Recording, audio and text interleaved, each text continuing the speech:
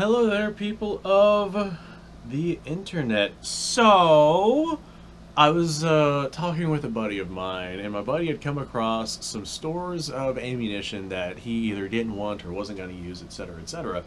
And one of the batches he came across was some 270 ammunition, and he's like, "Hey, I don't have a 270. I'm not going to get a 270. I'm not going to use this stuff. I'm just going to give it to you because I know you have a 270." And I'm like, "All right, cool, fantastic. Let me have it."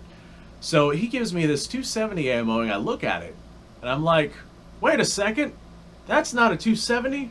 That doesn't look like a 270. Since when did a 270 have a belt? This is a Magnum cartridge. What's going on? And I look at the base.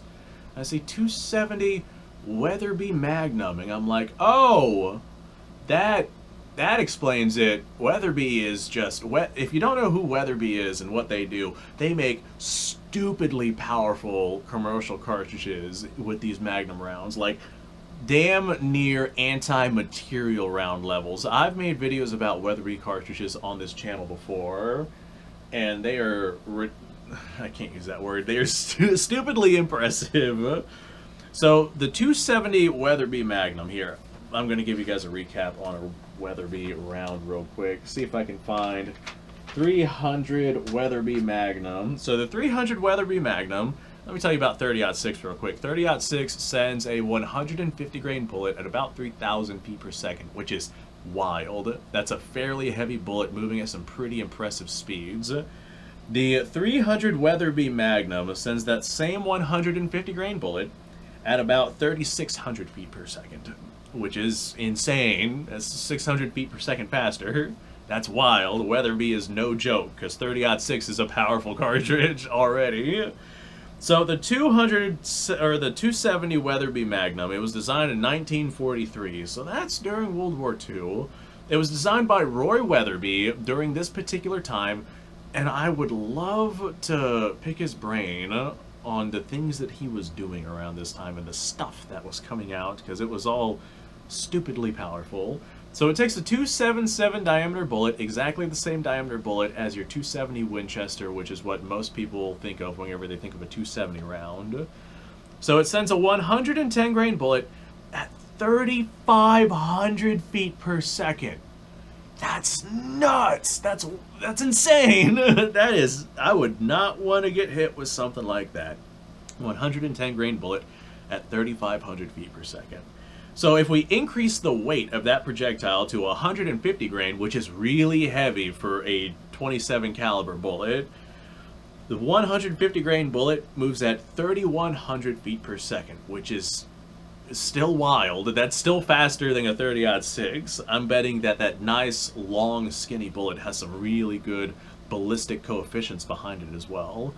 So this round operates at about 62,500 psi. That is the maximum spec for it, which is about on par with what you would come to expect from cartridges during this particular time period. They were all around 55 to 60,000 psi, unless we're talking about things that were designed back in the 1800s. As far as Weatherby's cartridges go, this is one of the least popular ones, and I think it's one of the least popular ones simply because of the insane popularity that came about with 270 Winchester. It just kind of dwarfed all the other 270 rounds out there. But I'm also sure that the popularity of this kind of waned due to the popularity of 30 caliber cartridges whenever the time, or at the time where this came out in 1943. Back in 1943, if you had a rifle, it was a 30 caliber or greater, maybe an 8mm or something like that. You had a 30 caliber rifle, that was just the way to go. Everything was 30 caliber, with some very, very, very rare exceptions, or at least everything in the United States was 30 caliber, with some very rare exceptions. You had like 30-30 and 30-06, and at this particular time 30 carbine was a relatively new round, but it was coming out, and I think 30-30 and 30-06 are some of your most popular rifle cartridges for this particular time period, just because of how overwhelmingly predominant they are. There were others out there like 45-70, and I think even the 44-40 was relatively popular around this particular time period.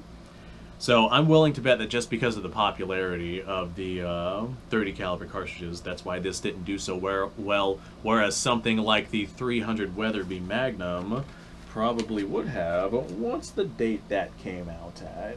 Oh, I don't have it written down here. But I'm willing to bet that if that was around at that particular time, which it very well might have been, it probably did well enough for it to be one of the most recognized Weatherby cartridges out there.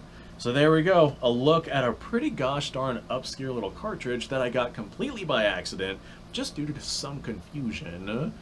I've never even heard of this cartridge until I got my hands on this particular round. So, thanks for watching, folks. I appreciate your time. Like, subscribe, share. Description below is a link to all sorts of stuff. Go check it out. You guys go off, have yourself a fantastic day, and I'll see you on the next episode.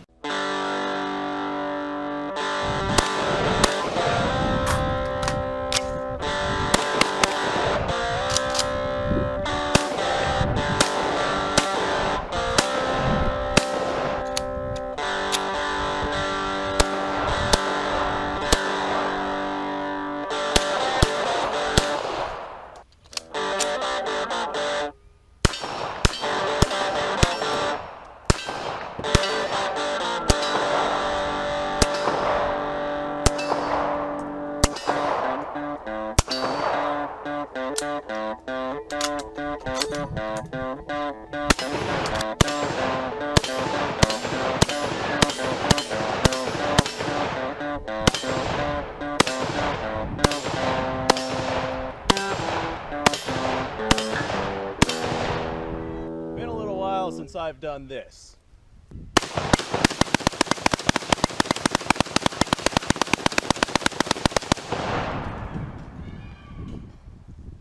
Bonnie and Clyde be damned. The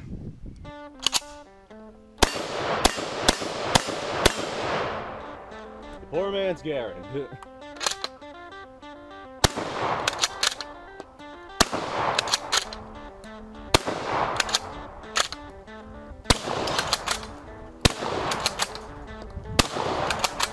It's a shame that bolt-action shotguns aren't more mainstream.